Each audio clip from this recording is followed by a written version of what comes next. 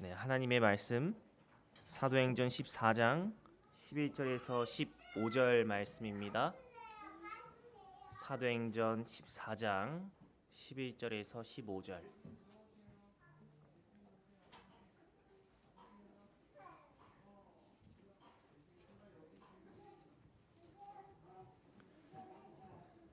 네, 다 찾으셨으면 읽도록 하겠습니다. 시작.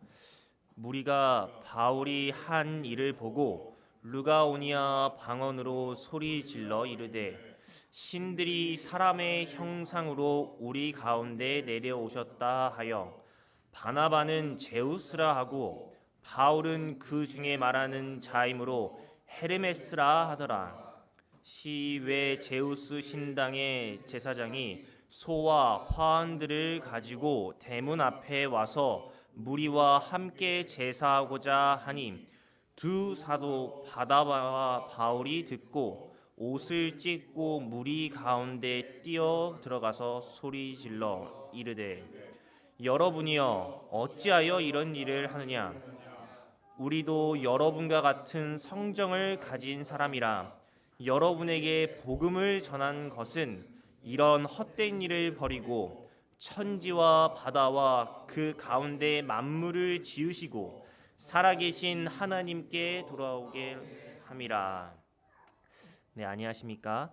저는 오늘 본문 말씀에 근거하여 복음을 받은 사람이라는 말씀으로 말씀을 증거하도록 하겠습니다. 제목으로. 네, 오늘 본문은 바울의 1차 선교 여행 때의 이야기입니다. 바울이 이고니온이라는 지역에서 원래 먼저 복음을 전하고 있었습니다. 그곳에서 복음을 전할 때에 바울이 전한 복음을 이방인들이 많이 믿었어요. 바울이 그렇게 복음 전파에 성공을 하자 그들을 시기한 사람이 있었습니다. 누구였을까요? 네, 예수님을 믿지 않는 유대인들이 바울이 저렇게 예수 그리스도를 전하니까 시기를 해요.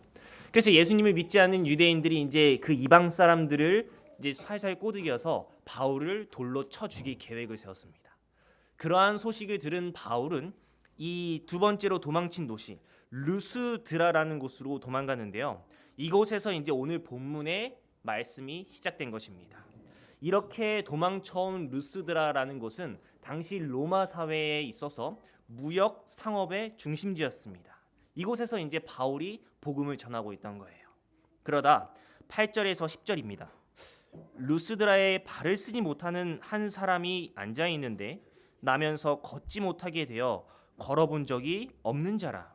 9절. 바울이 말하는 것을 듣거늘 바울이 주목하여 구원 얻을 만한 믿음이 그에게 있는 것을 보고 큰 소리로 이르되 내 발로 바로 일어서라 하니 그 사람이 일어나 걷는지라.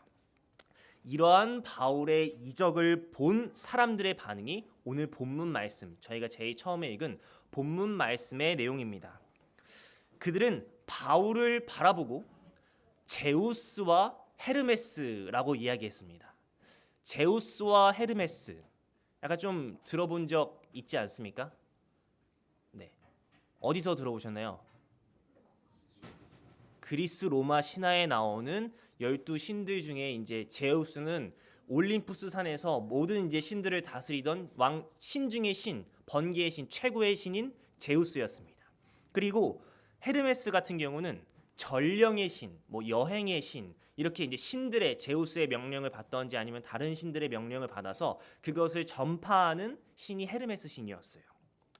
그렇게 그리스 로마 신들을 믿고 있던 루스드라 사람들이 어느 날 자신의 동네에 두 사람이 와요. 근데 이 두 사람이 어떠한 사람을 고쳤냐면 태어나서부터 걷지 못한 사람을 걷게 만든 거예요. 이걸 본 루스드라 사람들은 어떻게 생각했냐면 야, 이건 진짜 대박이다. 우리가 믿던 신이 이 땅으로 내려온 거예요. 말로만 듣던 그 제우스 신과 헤르메스 신이 이 땅으로 온 거예요. 야, 저분은 보니 역시 제우스 신답게 가만히 서 계시면서 명령을 헤르메스에게 내리고 있구나. 또 저분은 보니 역시 제우스에게 명령을 받아 다른 사람들에게 말을 하고 다른 사람들을 고쳐주는 헤르메스 신이구나. 사람들이 이렇게 생각합니다. 그래서 자신들의 신이 이 땅에 내려온 걸 본 루스드라 사람들은 가만히 있을 수가 없었습니다. 그래서 부랴부랴 소도 챙기고 재물들을 챙겨가지고 바울과 바나바에게 제사를 드리기 위해 바울의 집을 찾아갑니다. 그러한 것을 뒤늦게 본 바울이 얘기합니다. 15절 이르되 여러분이여 어찌하여 이러한 일을 하느냐 우리도 여러분과 같은 성정을 가진 사람이라 여러분에게 복음을 전하는 것은 이런 헛된 일을 버리고 천지와 바다와 그 가운데 만물을 지으시고 살아계신 하나님께로 돌아오게 함이라. 바울은 15절에 자기에게 이제 재물을 가져온 사람들에게 이렇게 얘기를 해요. 야, 너네 뭐 하냐 지금? 옷까지 찢었다고 얘기했잖아요. 너네 지금 뭐 하는 거냐? 왜 나한테 지금 이러는 거냐? 내가 너희에게 복음을 전한 이유는 이렇게 이제 더 이상 우상 숭배하지 말고 하나님을 알려주고 하나님을 경배하기 위해 너희에게 복음을 전했는데 너희는 왜 지금 아직까지 복음을 믿지 못하고 우상 숭배를 계속하느냐? 바울은 이렇게 이야기합니다. 성경의 많은 곳에서 바울이 이야기한 것처럼 우상을 버리고 너희는 하나님께로 돌아오라. 이러한 말들이 많이 있어요. 가장 먼저 떠오르는 너희는 우상을 만들지 말고 하나님께로 돌아오라. 어떤 게 떠오르시나요? 이 구절을 딱 들으면. 출애굽기 20장 4절에서 5절입니다. 제가 읽겠습니다. 너를 위하여 새긴 우상을 만들지 말고 또 위로 하늘에 있는 것이나 아래로 땅에 있는 것이나 땅 아래 물속에 있는 것에 어떤 형상도 만들지 말며 그것들에게 절하지 말며 그것들을 섬기지 말라. 나 내 하나님 여호와는 질투하는 하나님인즉 나를 미워하는 자의 죄를 갚되 아버지로부터 아들에게로 3, 4대까지 이르게 하거니와. 이 출애굽기 20장의 내용은 10계명의 내용입니다. 모세가 이제 시내산에서 하나님께 받아온 그 10계명의 내용이에요. 그 중에서도 방금 제가 읽은 부분은 10계명에서도 두 번째 부분입니다. 하나님은 분명히 이스라엘 백성에게 말하셨습니다. 너희가 우상을 만들지 말고 그것들에게 절하지 말라고 말씀하십니다. 이렇게 하나님께서는 우상 숭배에 대해 철저하게 이스라엘 백성들에게 말씀하셨어요. 성경에서도 이 둘째 계명을 지키고 순종하다가 죽을 뻔한 사람이 있는데요. 우리가 흔히 알고 있는 이제 다니엘의 세 친구 이야기입니다. 이제 느부갓네살 왕이 금신상을 만들어 놓고 이제 나라의 높은 고위 관료들을 다 모읍니다. 그리고 그들에게 얘기를 해요. 야, 너네 모든 악기들이 한 번에 소리를 낼 때에 이 금신상에게 절을 해라. 그 명령을 들은 사람들은 모든 악기들이 이제 다 모였을 때 신호를 쫙 소리를 냈습니다. 그 소리를 듣고 모두 다 절을 했는데 절을 하지 않은 3명. 다니엘의 세 친구였습니다. 다니엘은 그 자리에 없었어요. 세 친구만 그 자리에 있었습니다. 자, 그러한 소식을 들은 느부갓네살 왕이 다시 한번 기회를 주겠다. 이번에도 너네가 절을 하지 않으면 너네 진짜 죽는다. 그럼에도 다니엘의 세 친구들은 그것에 굴하지 않고 우상 숭배를 하지 않았습니다. 이 다니엘의 세 친구 사건과 10계명 둘째 계명을 보고 또 이스라엘 사람들이 바알 신상이나 다른 여러 신들을 숭배했다는 기록들을 보면서 우리는 우상을 단순히 금신상이나 하나님이 아닌 다른 신들 그 정도로만 생각하고 있습니다. 그러나 우리가 살아가고 있는 21세기에는 더 이상 금신상은 보기 힘든 것 같아요. 어디 절을 찾아가지 않는 이상 금신상 보기는 힘듭니다. 또 인도에 가지 않는 이상 하나님이 아닌 다른 신들은 보기 힘든 것 같아요. 그리고 우리 특히 개신교 안에서는 이 둘째 계명을 이야기하면서 천주교의 마리아 숭배를 이야기하면서 이제 우리는 마리아 숭배를 안 하기 때문에 이 둘째 계명을 다 지켰다라고 이야기하고 있습니다. 과연 우리가 우상 숭배가 단순히 부처상이나 다른 신상과 다른 신들에게 절하지만 않으면 끝나는 것일까요? 21세기에는 신상과 신들이 사라졌습니다. 그렇다면 신들이 사라져버린 이 시대를 살아가고 있는 그리스도인들은 이 둘째 계명으로부터 자유로운 것일까요? 주석은 우상에 대해 이렇게 이야기합니다. 우리가 여호와를 섬기는 사람들인가 아니면 바알 숭배자들인가? 살아계신 하나님을 섬기는가 아니면 우상을 섬기는가? 눈에 보이는 신전은 없을지라도 눈에 보이는 우상은 없을지라도 우리는 늘 우상을 숭배하고 있는 것은 아닌지. 나무나 돌로 우상을 빚은 것이 별로 어렵지 않듯이 마음속 깊이 소중히 간직하고 있는 생각이나 물건은 우상으로 만들어지기도 쉬운 것이다. 수많은 사람들이 하나님과 그의 속성에 관한 거짓된 관념을 갖고 있다. 그들은 바알의 종들처럼 거짓 신을 섬기고 있다. 우상이란 신전이나 형상을 만드는 것 이상이라고 이야기하고 있습니다. 그것은 형체를 가지고 있지 않고 우리 마음속에 만들 수 있다고 이야기를 해요. 우리가 지금까지 크게 생각하지 않은 우상 숭배. 바울은 이러한 우상 숭배를 버리고 하나님을 섬기게 하기 위하여 자신은 복음을 전했다고 이야기해요. 그럼 우린 지금 어떻습니까? 오늘 설교의 제목처럼 복음을 받은 사람답게 우린 우상을 버리고 하나님을 섬기며 살아가고 있습니까? 근데 아직 우상이라는 게 정확하게 와닿지 않으시죠? 그래서 우상에 대해 제가 조금 더 설명해 드리도록 하겠습니다. 바알이라는 이름 들어보셨나요? 바알. 못 들어보신 분도 계시고. 바알 어떤 이름인가요? 바알. 네? 크게 말씀해 주세요. 어떤가요? 네, 이방신 맞습니다. 이스라엘 주변에서 가장 유명했던 이방신이에요. 바알은 성경에서 이제 하나님의 이름을 제외하고 가장 많이 나오는 신 중에 그 다음에 신이에요. 이 바알이라는 신은 가나안에서 이제 숭배되던 풍요의 신이었습니다. 그 당시 이제 가나안에서 가장 널리 숭배한 바알이라는 신은 농사와 다산을 상징하는 신이었습니다. 그래서 이 바알이라는 신은 이제 비도 내려주고 뭐 사람들에게 활력도 주고 뭐 예를 들어 뭐 자식도 많이 낳고 염소도 새끼도 많이 낳게 해주는 그러한 풍요의 신이었어요. 그래서 다양한 지역에서 다양한 시대에서 다양한 모습으로 사람들은 바알을 숭배해 왔습니다. 이러한 바알 숭배는 민수기에서부터 시작해서 이스라엘 전 역사를 통해서 이스라엘을 배도하게 만드는 그러한 이방신이었어요. 근데 이 우상이라는 게 말이 약간 좀 우상 이렇게 얘기해서 약간 좀 혐오스럽고 우리가 좀 멀어 보이고 그렇게 생각을 하는데, 간단하게 말하면 우상은 우리가 살아갈 때 의지하는 것을 이야기합니다. 당시 가나안 사람들은 자신들이 믿고 있는 바알 신이 우리에게 곡식도 내려주고 우리가 풍요롭게 해준다고 생각을 했어요. 그래서 그들은 바알 신을 숭배하면서 바알이 있어야지만 우리가 농사를 지을 수 있고 우리가 계속 이렇게 살아갈 수 있다고 생각했습니다. 그런 그들을 바라보는 이스라엘 사람들의 눈에는 그게 조금 더 좋아 보였어요. 하나님은 바알처럼 뭐 풍요의 신, 다산의 신 이러한 하나님이 아니었습니다.